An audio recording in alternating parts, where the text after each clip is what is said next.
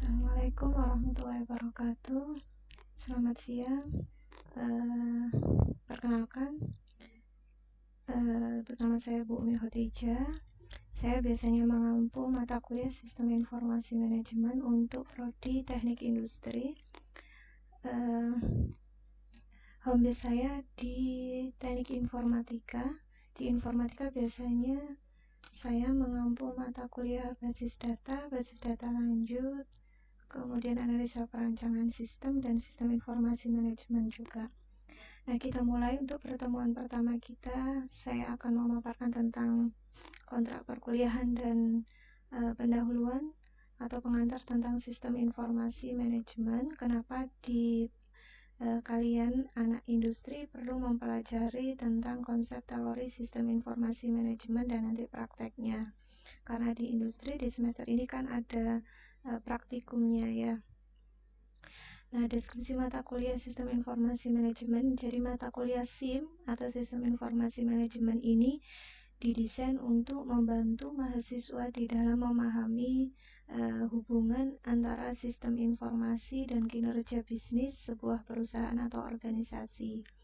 Mahasiswa juga diajak untuk memahami pemanfaatan teknologi informasi dan komunikasi baik oleh individu maupun organisasi yang saat ini kamu tentunya sudah sangat mengetahui sudah mendominasi di dunia bisnis.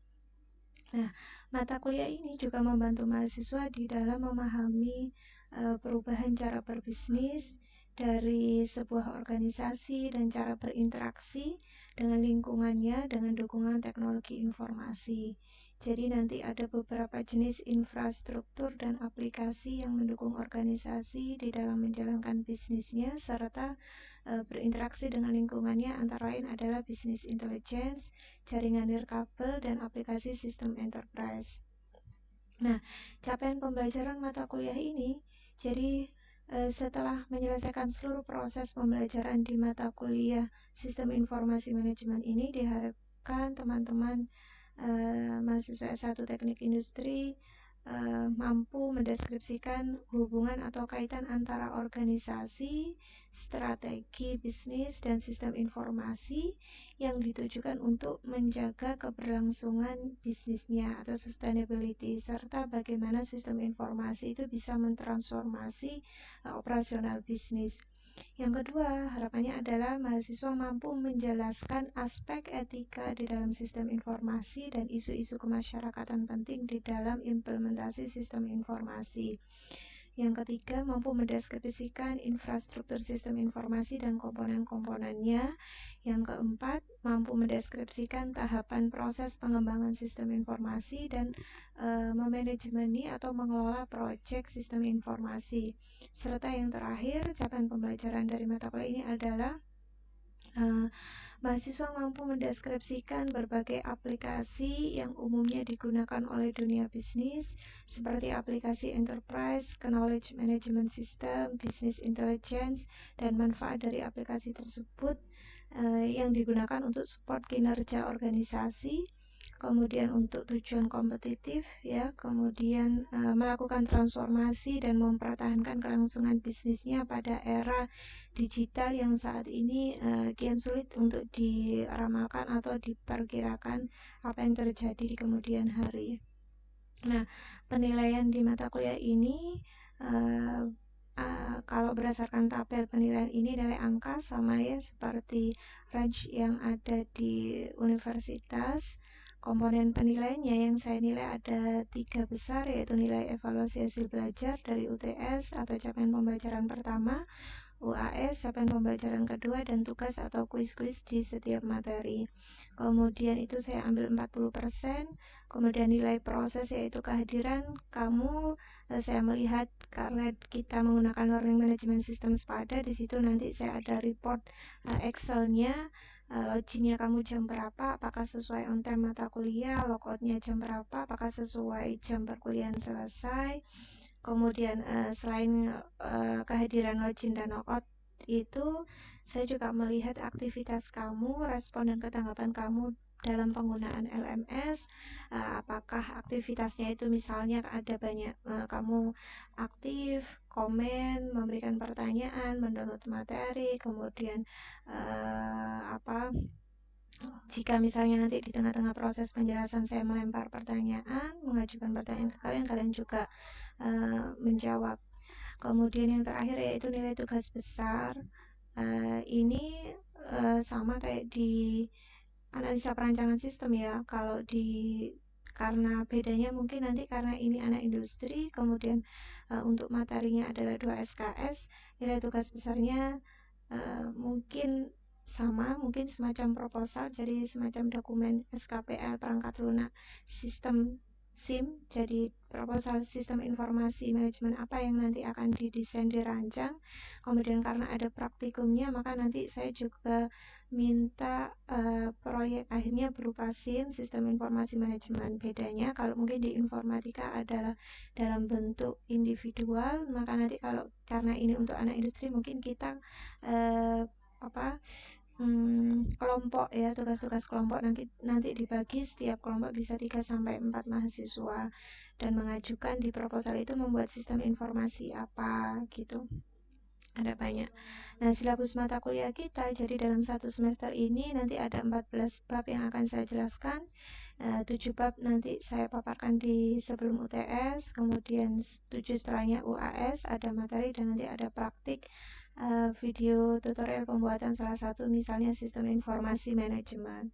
Jadi ada materi pengenalan pada manajemen informasi, teori manajemen dan organisasi, kemudian model sistem umum perusahaan, pendekatan sistem, dasar-dasar pemrosesan komputer, komunikasi data, sistem pengolahan data, sistem informasi manajemen, sistem pendukung keputusan, sistem pakar, sistem informasi organisasi, sistem informasi eksekutif atau executive information system, dan sistem informasi pemasaran, serta sistem informasi manufaktur. Referensi yang bisa dibaca, ini ada beberapa buku ya, kamu bisa download, ada e-booknya, ada juga bukunya di perpustakaan, nanti bisa dipinjam. Kemudian tujuan belajar, jadi setelah mempelajari bab 1 atau materi pendahuluan di pertemuan kita yang pertama ini adalah ada 8 capaian harapan yang sebenarnya ingin saya transformasi ke kalian supaya nanti kalian bisa. Yang pertama yaitu bagaimana mahasiswa mampu memahami bagaimana piranti keras komputer ya yang dewasa ini telah mengalami evolusi atau perubahan hingga mencapai kemutakhirannya saat ini. Kemudian yang kedua, mengetahui dasar-dasar komputer dan arsitektur komputer. Yang ketiga, mahasiswa mampu memahami perbedaan antara sistem fisik dan sistem virtual. Kemudian yang keempat, mahasiswa mampu menjelaskan bagaimana aplikasi-aplikasi bisnis itu telah mengalami perubahan besar atau evolusi dari yang tadinya hanya menekankan pada data akuntansi, sehingga penekanannya saat ini itu diberikan pada informasi untuk memecahkan masalah seperti halnya sistem mendukung keputusan. Kemudian yang kelima, memahami apa yang dimaksud dengan sistem perencanaan sumber daya usaha atau Enterprise Resource Planning System, sistem ERP itu ya, dan alasan dibalik kepopulerannya sistem tersebut. Serta yang keenam, mengetahui bagaimana cara membuat sendiri sistem informasi untuk manajer yang didasarkan pada posisi mereka di dalam struktur organisasi dan apa yang mereka lakukan. Kemudian yang ketujuh, memahami hubungan antara perbedaan masalah dan pengambilan keputusan serta mengetahui langkah-langkah dasar pemecahan masalah. Dan yang kedelapan, yang terakhir adalah mengetahui inovasi-inovasi apa saja yang diharapkan dalam teknologi informasi. Nah, pendahuluan kita tentang sistem informasi manajemen, sejarahnya sistem informasi itu seperti apa?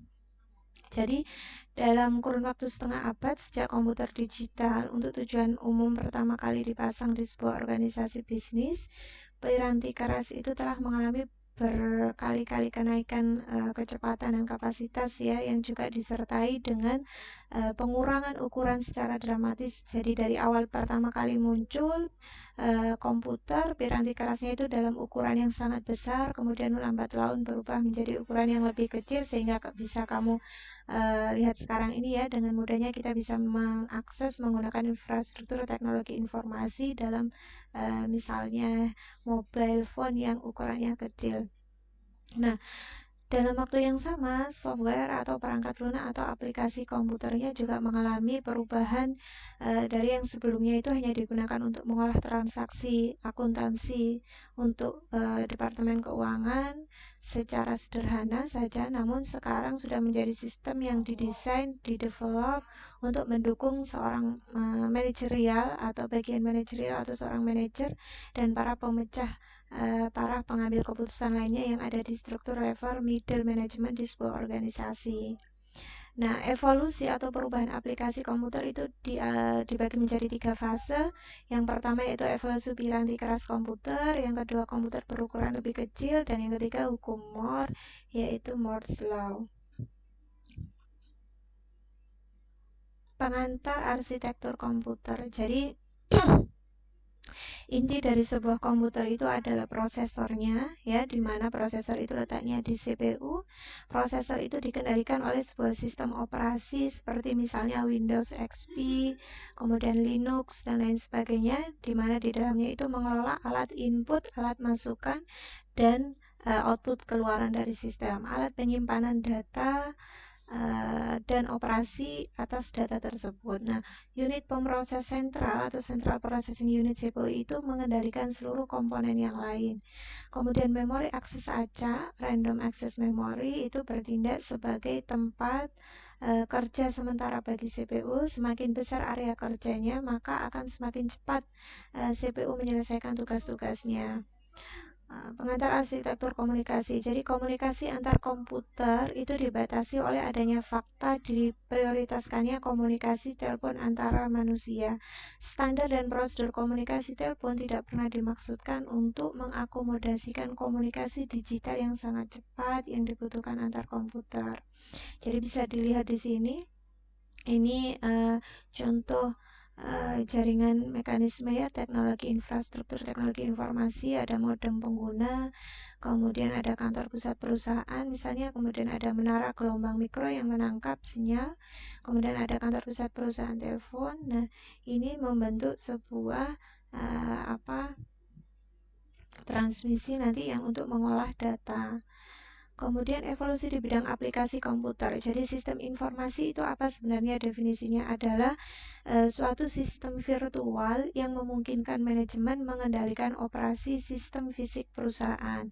Jadi kalau di organisasi ya tentunya ada struktur organisasi, di mana struktur organisasi itu disimbolkan biasanya dalam bentuk piramid segitiga, digambarkan dengan 3 lapis layer yang paling bawah yaitu bagian low level management, biasanya itu adalah operasional yang mengurusi bertugas pada memiliki tanggung jawab proses bisnis, fungsi-fungsi operasional atau transaksi harian. Misalnya bagian SDM, kemudian bagian marketing, bagian keuangan, dan lain sebagainya. Kemudian di level di atasnya yang tengah dari piramid itu adalah middle level management, biasanya untuk jajaran manajer ya, untuk manajerial perusahaan dalam pengambilan keputusan jangka pendek. Kemudian yang paling puncak adalah top level management, itu biasanya untuk para direktur, direksi, itu adalah biasanya sistem yang diperlukan adalah Executive Information System. Jadi sistem informasi eksekutif yang biasanya tujuannya adalah untuk strategi perusahaan atau menjalankan strategi bisnis jangka panjang. Nah, sistem informasi itu digunakan untuk support keberlangsungan bisnis perusahaan tadi, di mana SIM atau sistem informasi, pengelolaan sistem informasi itu adalah sebuah sistem virtual yang digunakan tadi untuk mengendalikan, memonitoring, mengontrol operasional sistem fisik perusahaan tersebut. Nah, sistem fisik perusahaan tadi terdiri atas beberapa sumber daya, ya, baik itu berwujud bahan baku perusahaan, people-nya, karyawannya, kemudian mesin dan uangnya.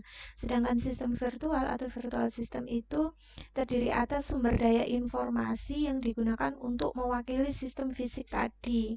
Jadi sebagai contoh, sebuah ruang penyimpanan persediaan yang menyimpan barang-barang persediaan merupakan sistem fisiknya, sedangkan file induk dari persediaan berbasis komputer, misalnya sistem informasi pengadaan di gudang dan lain sebagainya, itu adalah sistem virtual yang menggambarkan atau mencerminkan sistem fisik.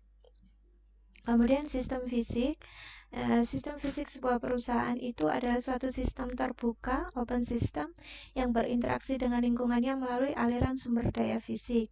Jadi suatu sistem informasi itu juga merupakan sistem terbuka. Sistem tertutup itu adalah sistem yang tidak berkomunikasi dengan lingkungannya. Jadi sistemnya benar-benar close, tertutup, tidak ada interaksi baik dengan konsumen, baik dengan manajer perusahaan atau siapapun, sehingga tidak menjadi perhatian dari pengembang dan pengguna sistem informasi. Kemudian ada istilah sistem pemrosesan transaksi. Jadi sebelum komputer ada, sistem virtual perusahaan itu adalah kombinasi dari proses manual, mesin-mesin pembukuan yang digerakkan oleh kunci, dan sistem kartu berlubang atau punch card system, di mana fungsinya adalah memproses data perusahaan. Kemudian data itu terdiri atas fakta dan angka yang kemudian diinputkan ke prosesor, ke mesin ya, sehingga data itu dilakukan kontrol, diolah, dan menghasilkan sebuah output berupa informasi yang diperlukan untuk para pemangku kepentingan perusahaan tersebut. Nah, data terdiri atas fakta dan angka yang biasanya tidak bermanfaat karena volumenya yang besar dan sifatnya yang masih belum diolah. Tetapi ketika sudah diolah menjadi sebuah informasi, maka informasi itu sangat diperlukan oleh beberapa bagian di masing-masing level perusahaan tadi. Nah, sistem pemrosesan data elektronik, jadi sistem berbasis komputer, itu pertama disebut sistem pemrosesan data elektronik atau Electronic Data Processing System. Ya, belakangan istilah sistem informasi akuntansi atau Accounting Information System itu mulai dikenal. Kemudian kini sistem pemrosesan transaksi merupakan istilah yang telah umum. Nah, sistem-sistem ini berbagai satu ikatan yang sama di mana mereka memproses data yang mencerminkan aktivitas perusahaan. Di sini ada gambar model sistem pemrosesan transaksi, ya. Ada data, informasi, ada lingkungan, manajemen, piranti lunak, pemroses data, basis data, sistem pemrosesan transaksi, sumber daya fisik.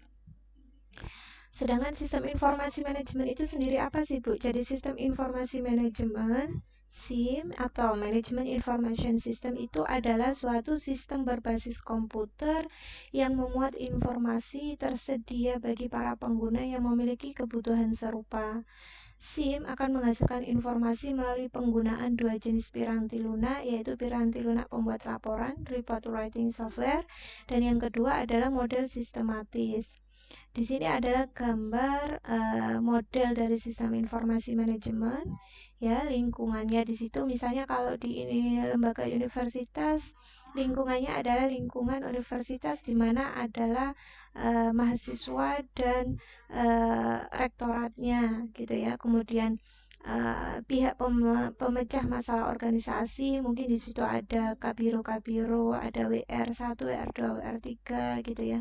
Nah, kemudian ada basis datanya di sini, tempat penyimpanan pengolahan data-data mahasiswa, data keuangan, data mahasiswa aktif, dan lain sebagainya itu. Kemudian ada istilah sistem kantor virtual. Jadi sistem awalnya itu sederhana dan bersifat administratif, namun kini mereka biasanya disebut suatu sistem produktivitas pribadi atau personal productivity system. Manajer menggunakan teknologi itu untuk melakukan pengolahan sendiri atas bagian tugas-tugas administratif yang membantu para manajer di tahun 1960-an ya pada awalnya. Kemudian kemampuan aplikasi otomatisasi kantor itu dapat dilakukan di mana saja, melahirkan konsep kantor virtual atau virtual office, yaitu melakukan aktivitas kantor tanpa tergantung pada suatu lokasi fisik tertentu. Misalnya, para manajer dapat melakukan konferensi video tanpa semua pihak harus hadir pada lokasi fisik pada kantor gitu ya, misalnya ada rapat, sehingga sistem kantor virtual itu telah membuat manajer lebih dapat diakses oleh konsumen dan pihak-pihak lain dalam perusahaan. Kemudian ada istilah sistem pendukung pengambilan keputusan. Jadi suatu sistem pendukung pengambilan keputusan atau decision support system itu adalah suatu sistem yang membantu seorang manajer atau sekelompok kecil manajer memecahkan satu masalah. Salah satu contoh adalah decision support system yang dirancang untuk membantu seorang manajer penjualan menentukan tingkat komisi terbaik bagi para tenaga penjualnya. Atau ada contoh yang lain, misalnya sistem pengambil keputusan untuk seorang manajer gitu ya di sebuah bank tertentu terkait pengumpulan siapa yang berhak layak mendapatkan pinjaman dari bank tersebut, misalnya pengajuan KUR, misalnya ya, pinjaman ke bank melalui KUR dan lain sebagainya. Itu kan pasti ada banyak data, banyak orang yang mengajukan pinjaman ke bank. Lalu yang dicairkan, yang layak untuk dicairkan itu siapa, kan begitu ya. Nah, maka itu bisa menggunakan sistem pendukung pengambilan keputusan dengan memasukkan beberapa data dari si pengaju kredit tadi ya. Kemudian dimasukkan beberapa kriterianya itu apakah yang mengajukan ini jaminannya berapa, kemudian gajinya setiap bulannya berapa, ada anggota keluarganya berapa, dan lain sebagainya, sehingga ketika di tracer dengan BI tracer itu kemudian kriterianya itu dimasukkan ke sistem komputer, nanti ada rekomendasi yang layak untuk diberikan kredit atau pinjaman dan lain sebagainya. Itu contoh sistem mendukung pengambilan keputusan. Nah, output decision support system itu awalnya dihasilkan berupa data atau suatu basis data relasional dan mencakup laporan berkala dan kasus serta output dari model-model matematis. Kemudian ditambahkan kemampuan dukungan keputusan kelompok melalui sebuah piranti lunak yang berorientasi pada kelompok yang disebut groupware. Nah, groupware ini memungkinkan decision support system bertindak sebagai satu sistem pendukung pengambilan keputusan kelompok.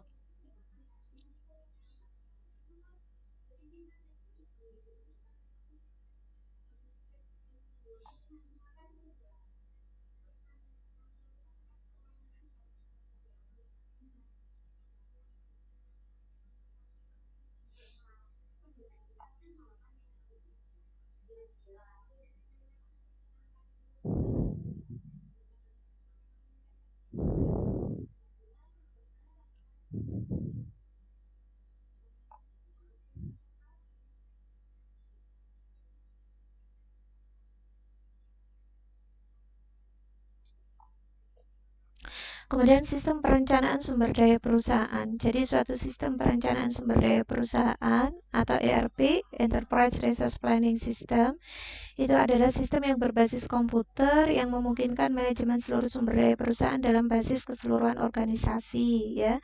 Jadi kalau digambarkan model decision support system itu seperti ini, ada basis data relasional, database tempat penyimpanan data-datanya, kemudian di sini adalah sistem manajemen basis data relasional.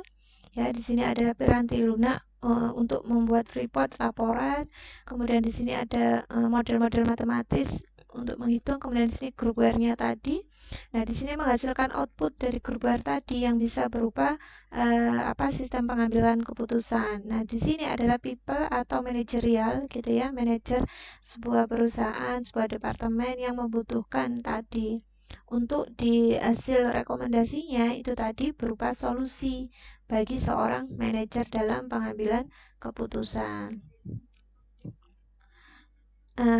Kemudian pengguna sistem informasi. Jadi pengguna output komputer itu adalah sebenarnya siapa? Pengguna output komputer adalah tergantung sistem informasi SIM-nya itu atau di organisasi apa. Kalau di perusahaan berarti output penggunanya adalah usernya adalah para karyawan administrasi di bidang akuntansi misalnya.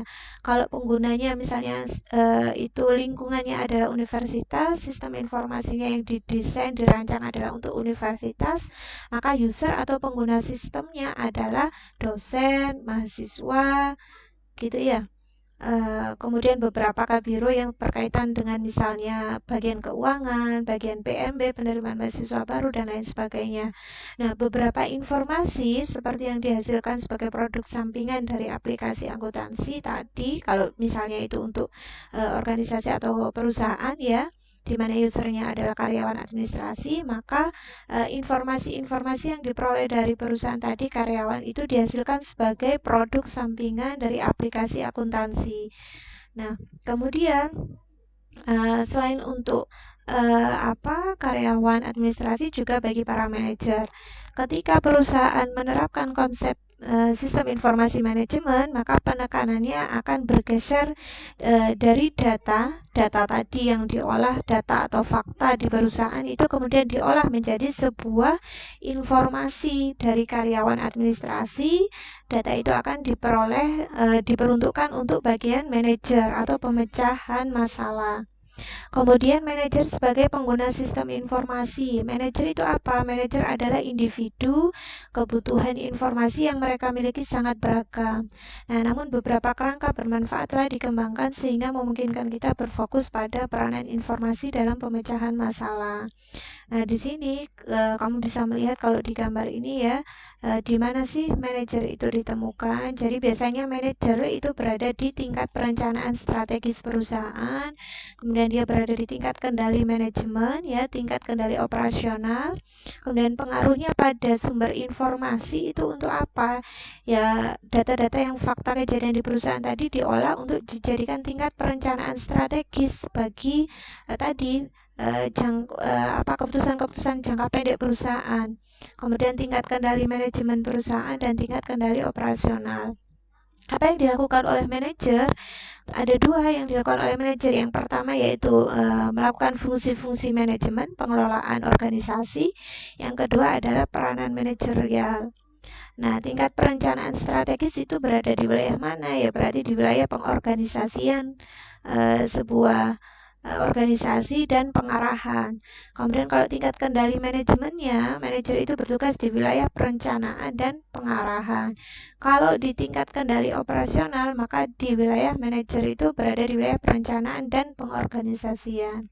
Nah, peranan informasi dalam pemecahan masalah manajemen itu sangat penting. Kenapa? Karena satu, pemecahan masalah dan pengambilan keputusan. Jadi informasi di sebuah organisasi ataupun perusahaan atau instansi gitu ya, itu menjadi sebuah solusi yang sangat penting yang digunakan oleh seorang manajer untuk pengambilan keputusan. Yang kedua, tahapan-tahapan pemecahan masalah menurut Simon pada penelitiannya ya, pemecahan masalah itu akan terlibat dalam beberapa aktivitas. Yang pertama adalah aktivitas intelijen, yang kedua aktivitas perancangan, yang ketiga aktivitas pemilihan, dan yang terakhir adalah aktivitas peninjauan ulang. Nah, gambar informasi yang mendukung masing-masing tahapan pemecahan masalah. Jadi misalnya ada masalah, ada problem gitu ya di sebuah perusahaan, maka mulai dilakukan intelijen, aktivitas intelijen. Nanti kemudian dapat informasi. Kemudian ada aktivitas perancangan, mulai dilakukan desain, perancangan ya, outputnya juga berupa informasi, aktivitas pemilihan.